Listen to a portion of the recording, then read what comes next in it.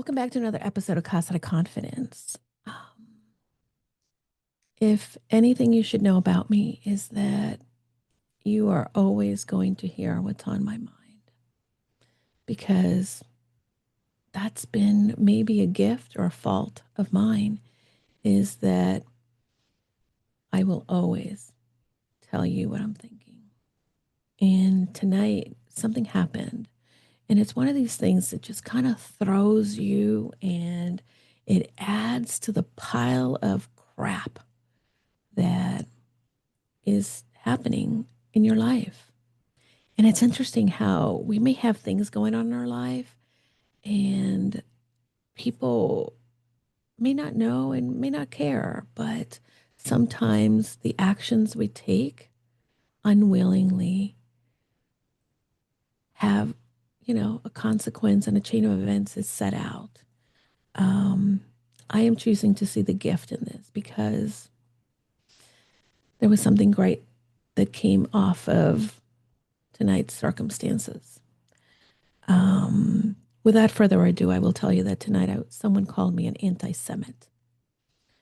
And it is so hard for me to even say that because if anything you should know about me is that I am incredibly proud to be an American from a very early age. When my dad told me all about how wonderful the United States was. And from the first time that I was here, and I don't remember the first time I came to the States, I was 3 months old, but from the first memories that I have of being here as a baby, as a toddler, as a child, I've done nothing but really be so proud of this country. Later on, when I was in high school and I was incredibly involved in the church youth group, one of my favorite things was to learn about Judaism and the Old Testament, so much so that I wanted to go to high school in Israel. And I didn't do it because my dad didn't think it was safe. And it was in his deathbed that he said to me he was sorry and regretted that he kept me from doing that, kept me from living the dream of going to Israel at a young age to learn about all the things that I had read about in the Old Testament. So, hearing tonight from someone that I respect that I am an American anti Semite did not hit well, specifically because, I I think that what it cost this individual to say that to me is because I was speaking out against what I see happening in Florida. I was comparing the new Alligator Alley camp, whatever you want to call it. I was comparing it to Auschwitz. And trust me, I studied Auschwitz. I've heard firsthand from Holocaust survivors. When I was 25, I married my first husband. Well, I met him at 25 and married him at 29. And one of the things that I loved about this relationship with him is that he was Jewish, or he is Jewish, rather. I just got off the phone with him earlier, and we were talking about him leaving Israel to come back to the States. He was there for a wedding. And one of the things that we both agreed on is how much we do love Israel still. And I'm not here to politicize or talk about what's right or wrong on what is going on in the Middle East, because I can only speak about what's going on in my life today.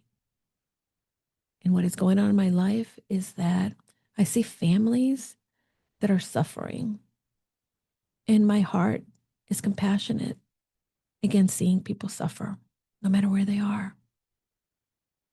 And I know that I can't take away the suffering from people. But if I have a voice, I feel compelled to be able to use it. And I'm not going to be intimidated by people calling me names or making assumptions or speaking their mind. If anything, I do want to encourage people to speak their mind. We're living in a world in which things are getting crazy.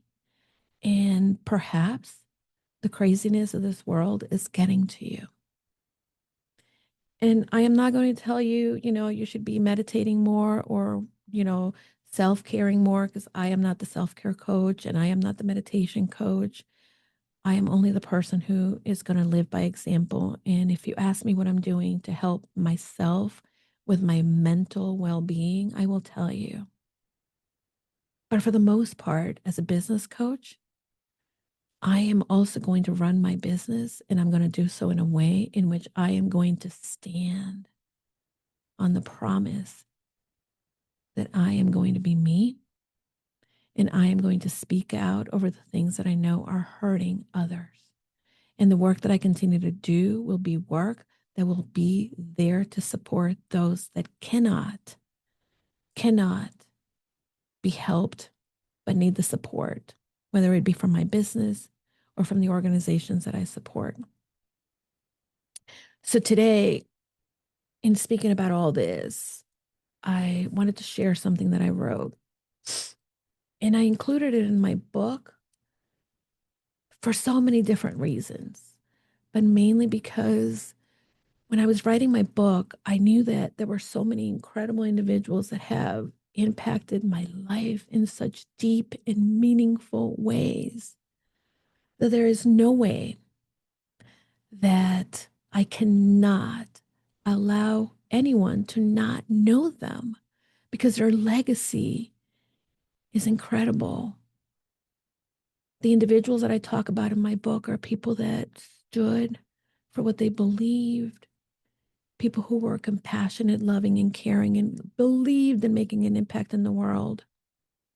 And some of the people that I talk about in my book are still alive, but I'm sharing also the stories of those who have gone and who created a difference for me, and their legacy lives on. And for that reason, I want to share their stories. And perhaps this gives you a little glimpse into who I am. So today, I want to share the story of someone that I love. And it's going to be, well, it's 9 years, no, 8 years since she passed. But every single day, there's lessons that I hear, lessons that I embrace. So without further ado, let's talk about Mrs. A. It is fair to say that writing a book about confidence would not be complete without sharing the lessons I learned from the late Mrs. A. From the first moment I met her, her joy for life, sunny outlook, and love for others endeared myself in my heart. When you looked at her, you couldn't think but of being epitome of confidence. Mrs. A, or the Hat Lady, as many like to call her, was my ex-husband's mom. It has been a few years since she left this world, but the life lessons learned from her will live with me forever. I will forever refer to her here as the cat. That's the Hat Lady. I know she would be tickled pink by that title. When I first met the Hat Lady at her home, I don't recall where we were headed. All I remember is that I was wearing a short denim miniskirt and a vest to match. I also recall that I debated the appropriate outfit to wear. At the time, I was incredibly nervous. For the last time I had met a boyfriend's mom, things had not turned out well. Long story short, my first boyfriend's mom seemed to like me, only to find out that she was appalled by the idea of her son dating a Hispanic girl. I was also told that a Jewish mom was more problematic to please. I allowed others' inputs to shape my thoughts, which led to generalization, more stress, and an overwhelmed spirit. For this reason, the prospect of meeting the Hat Lady terrified me. As I pulled up into a meticulously manicured lawn, I noted how the house was not the largest or fanciest in the block. I was, however, taken by how impeccably it was kept. I soon learned the same order extended to the inside of the home. I was fascinated by the large white sofa that immediately greeted me upon entering. My first thought was, oh, this is one of those homes where you don't sit on the fancy furniture. How wrong was I? Like the owner, the sofa was elegant yet comfortable, comfortable to sit on. It was inviting and timeless. It had room for many, and it gave a great first impression. When I first met the hat lady, I was immediately drawn to her. She was a hugger. I remember her tiny, frail, yet strong embrace to this day.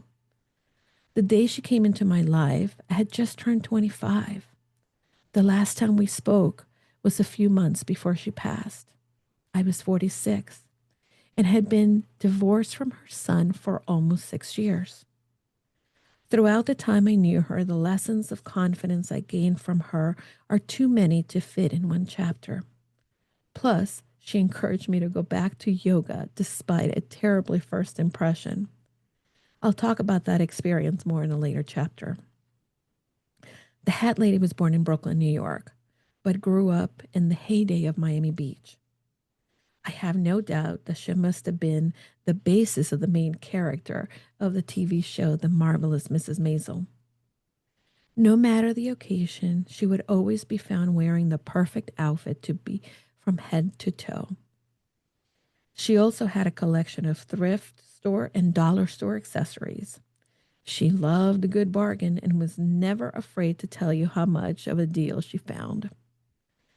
She not only loved wearing hats, but also took pride in always wearing them with the right ensemble and dutifully eccentric glasses. But my hat lady was more than just a perfectly matched wardrobe person. Inside was an educator, a volunteer, mother and wife, and a generous heart, a generous, kind heart.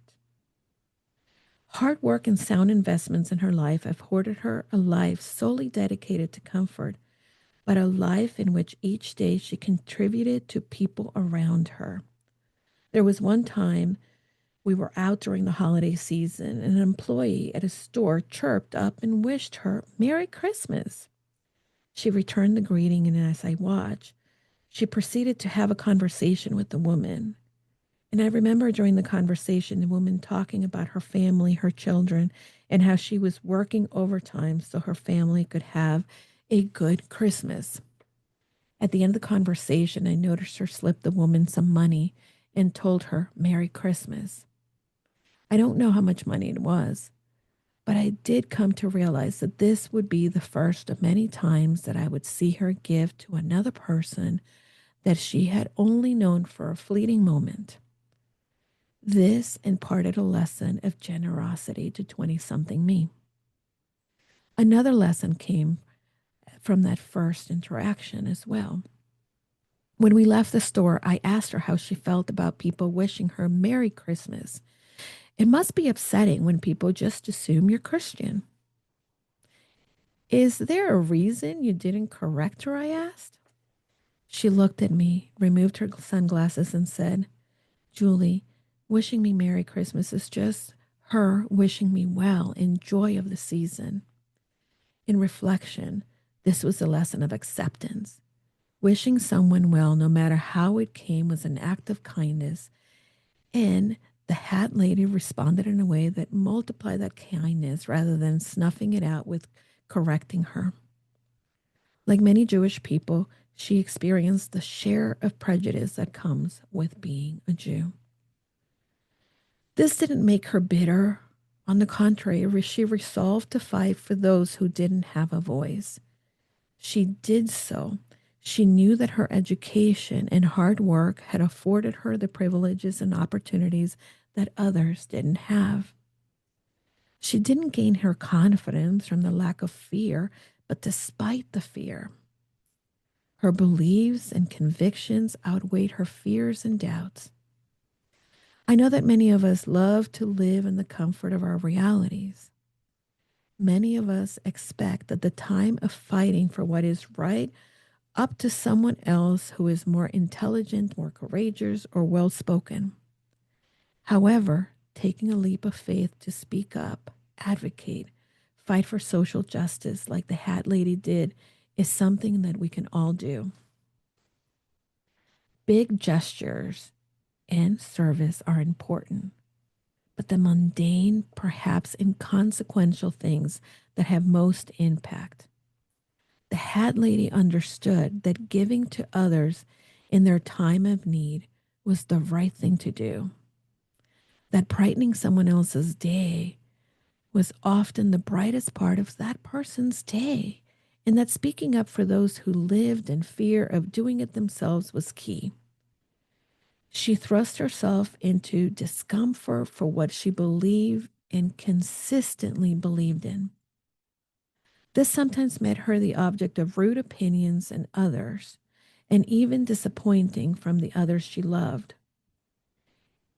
In learning confidence from her, I realized that you must ask, why not me?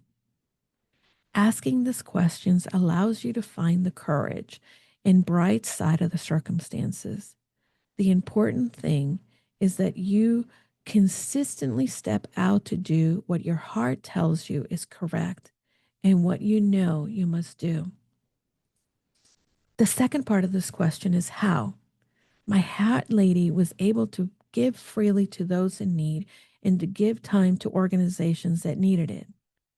She had a beautiful home, well thought out investments, and rental properties.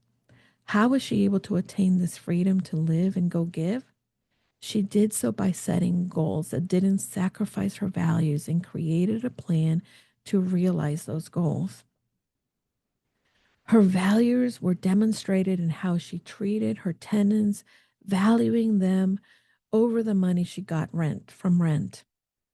She always got her tenants' children's gifts at the holidays and didn't increase rent when every other apartment was doing so. She taught me that with every focus on your goals aligned with your values and a proper action plan, you would be able to live and give abundantly. In chapter 3, I spoke about building intentionality with who you are and who you want to become. Intentionality for the Hat Lady was demonstrated by her consistency in all she did. In the 20 years I knew her, I learned to believe that if you wanted something, worked hard for it, and were willing to fail, good things happen. The Hat Lady also helped me create the mentality that age doesn't define you. Others' opinions don't represent you either. What you choose to see in the mirror, who you choose to be, and how you choose to show up is your choice and ultimately what gives you the gift of confidence. During the past years since COVID-19 pandemic started, it's been my privilege to work with women from all walks of life. In some days, the global crisis has made many of us realign our goals and priorities. I see many women wanting more. They want to matter. They want to jump into and start to grow a business. The first obstacle I see women face and work at overcoming is listening to the voice that says that you can do something. Perhaps they want to make a change and do something different, or possibly do something greater with what they have already started. I love watching the ember of possibility begin to burn in women's heart and transition into small flame of purpose. These women take the leap forward, but then start to transition to struggle of prioritizing their goals properly. While in corporate America, I learned the importance of strategic planning and goal setting. I think and hope that you may also be a goal setter in your life or business. The problem I see too often is that goals are set arbitrarily, that it sets you up for failure. This causes you not to progress. and you begin to second guess or doubt. If you're out to chase and fulfill your dreams, this doubt slowly chips away at your confidence. It's hard to accomplish a goal when they're not aligned with what you feel is essential and a priority in your life. When you set out to achieve goals and miss the mark mainly because your goals were not aligned with your values, you're in a state of cognitive dissonance. Cognitive dissonance is when you act differently from what you believe. An example of cognitive dissonance in my life was when I would talk about how important self care was for me, yet I never prioritized it by going to bed early. On my journey to health, I would always say how essential good health was for me, yet I didn't prioritize exercise for many years. This cognitive dissonance made me think of myself as a fraud, which in turn made me feel bad. The feelings of unworthiness I felt led me to distract myself with food.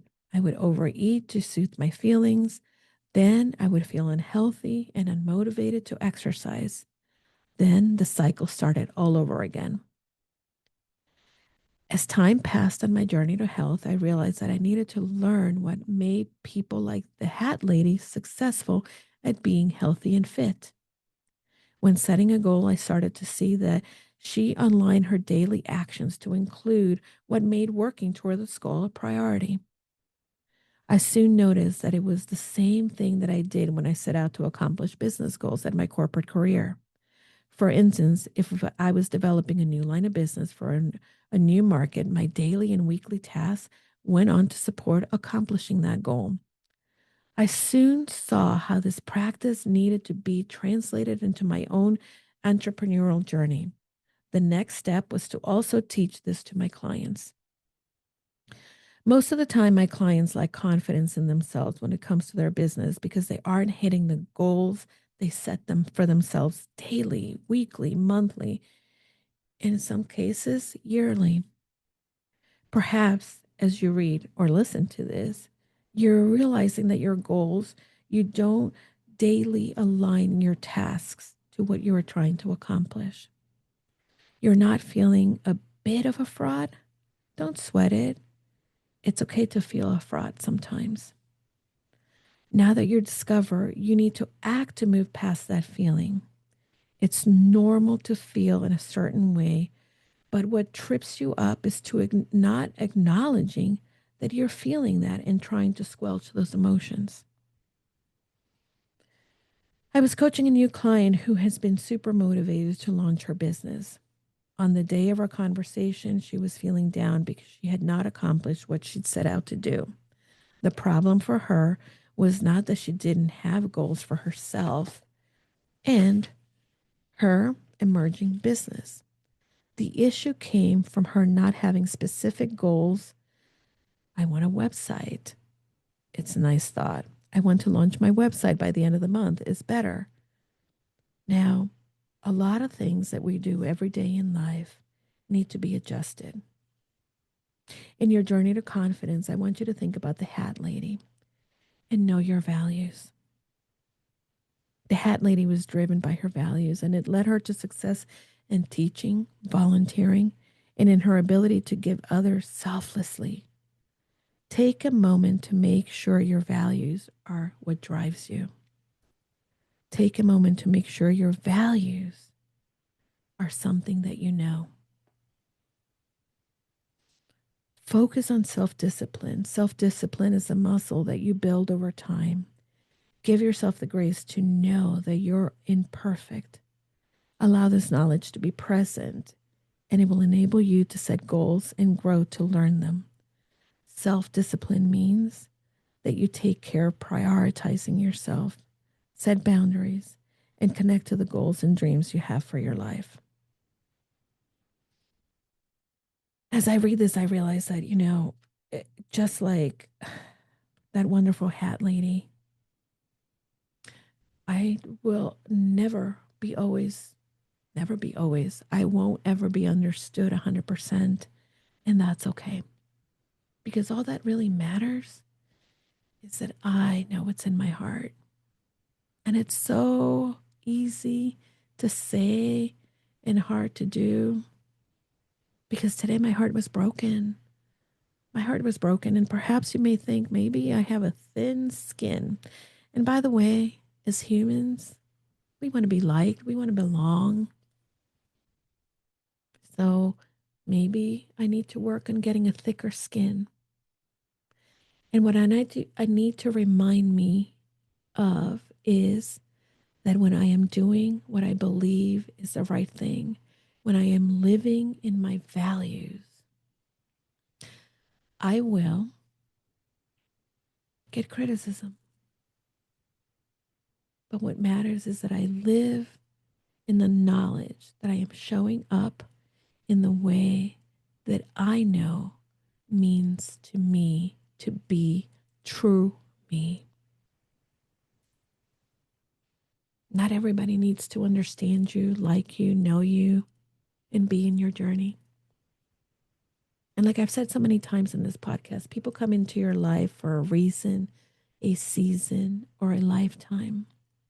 And the people that came for a season were here to teach you.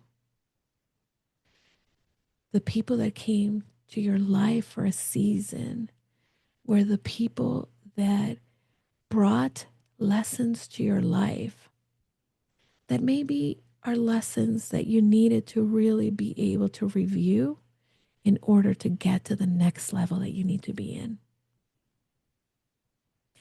And when people leave your life, wish them well. And know that if they're meant to come back to your life, it will happen. And it will happen because you are at a place in which you can be accepting not only of yourself, but to others. So be strong, no matter what comes your way. Cry if you need to, talk if you need to. But most importantly, be the person that stands up for you.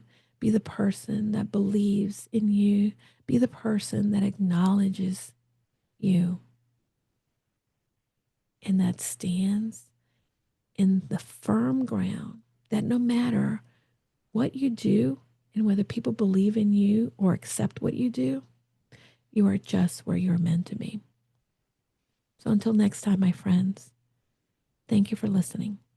And don't forget, go confidently in the direction of your dreams.